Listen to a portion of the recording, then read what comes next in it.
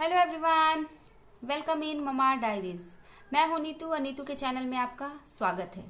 तो आज जैसे ही पेरेंट्स प्रेग्नेंट होती हैं मदर, पेरेंट्स बहुत केयर करते हैं कि क्या खिलाएं क्या पिलाएं, और मदर भी खुद अपना ख्याल रखती हैं कि उनको क्या खाना है क्या नहीं खाना है। प्रॉपर केयर में और प्रॉपर गाइडलाइन में रहती हैं, वो डॉक्टर से भी कंसल्ट में रहती हैं। तो आज मैं बताऊंगी कि आफ्टर बेबी बर्थ आपको क्या खाना है क्या नहीं खाना है, क्योंकि जैसे आप पहले अपने आप का केयर करती थी वैसे ही ब्रेस्ट फीडिंग तक एटलीस्ट आपको 6 मंथ तक बेबी के केयर करना ही है, क्योंकि आप जो खाएंगी उसका इफेक्ट बेबी पे पड़ता है। उससे बच्चे के पेट में प्रॉब्लम हो सकती है, उसको इन्फेक्शन हो सकता है, पेट में दर्द हो सकता है, तो ये सारी प्रॉब्लम्स क्रिएट होती हैं। तो आज मैं आपको वो सारे फूड्स बताऊंगी जिसको कि आपको जब तक आप फीडिंग करा रही हैं यानी दूध पिला रही हैं अपने बच्चे को तब तक अवॉइड करना है। तो चलिए स्टार्ट करते हैं। मैं सारे फूड्स को आपको बताऊंगी जो अवॉइडिंग फूड। नंबर 1 है ब्रोकली। ब्रोकली आपको सुन के हैरानी होगी, बट ये बच्चों के लिए, जो न्यूबॉर्न बेबी होते हैं, नवजात शिशु, उनके लिए ये अच्छा नहीं होता। अच्छा नहीं होता है इन द सेंस कि उनके पेट में ये गैस करती है, बच्चे को पेट में दर्द होता है। तो आपको ब्रोकली खाने के पहले ध्यान देना होगा। ब्रोकली में जब हम प्रेग्नेंट होते हैं तो हमें कहा जाता है कि ग्रीन वेजिटेबल्स खाना है, ब्रोकली खाना है। ब्रोकली में न्यूट्रिशंस बहुत होते हैं, बहुत पोषक तत्व होते हैं, बट ये आपको जब तक आप फीड करा रही हैं, दूध पिला रही हैं एज अ मदर, आपको इसको अवॉइड करना है, इसको नहीं खाना है। आप ध्यान रखिए कि अगर खाना भी है तो ये अध पका नहीं होना चाहिए, प्रॉपर कुक्ड होना चाहिए। मीन्स आधा पका कच्चा नहीं होना चाहिए, ये प्रॉपर कुक्ड होना चाहिए, तभी आप इस चीज को खाइए।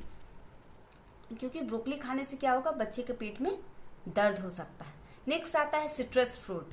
सिट्रस फ्रूट जितने होते हैं यानी खट्टे फल, उसमें विटामिन सी होता है। ये आप सबको पता होगा क्योंकि विटामिन सी खट्टे फल के लिए फेमस है। तो विटामिन सी क्या होता है, वो एसिड बनाता है, अम्ल बनाता है।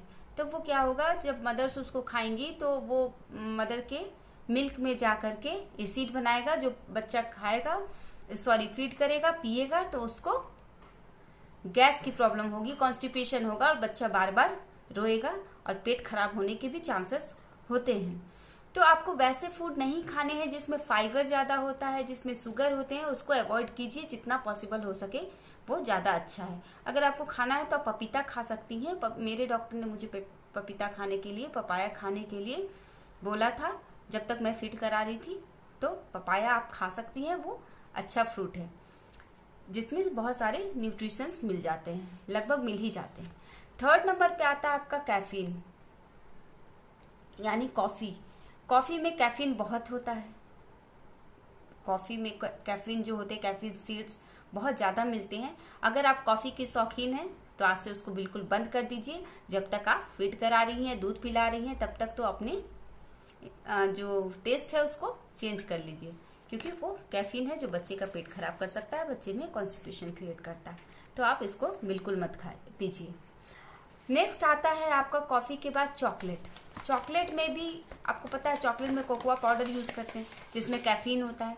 तो उसको भी आपको जितना कम हो सके, जितना कम से कम हो उतना आप कम खाइए, अवॉइड कीजिए तो ज्यादा ही बेटर है।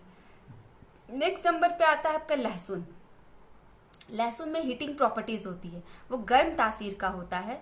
तो उसको खाने से क्या होगा कि बच्चे का पेट गर्म हो जाएगा, मिल्क के थ्रू उसके पेट में जाएगा, गर्म हो जाएगा और फिर उसके पेट खराब होंगे, क्योंकि वो छोटा बच्चा होता है, छोटा शिशु होता है। तो होने के बाद उसके साथ क्या होगा कि वो उस चीज को पचा नहीं पाएगा, उसका डाइजेस्टिव सिस्टम जो होता है वो स्ट्रांग नहीं होता है उस चीज के लिए कि अभी वो लहसुन को पचा सके, तो फिर पेट खराब हो जाते हैं। इसलिए लहसुन, और एक चीज है कि उसमें गंध होती है, इतने ज्यादा गंध होती है कि वो मिल्क में जाएगा मदर के थ्रू, तो फिर बच्चा फीड करने में भी परेशान करेगा, वो फीड नहीं करना चाहेगा उसके स्मेल के कारण।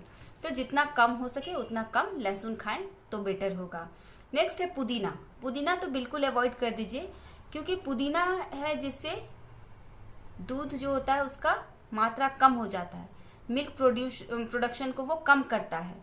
तो फीडिंग मदर पुदीना को भी अवॉइड करे तो बेटर होगा, पुदीना ना खाएं जब तक आप एटलीस्ट 6 मंथ तक। तो ये सारी चीजों को आपको अवॉइड करना है।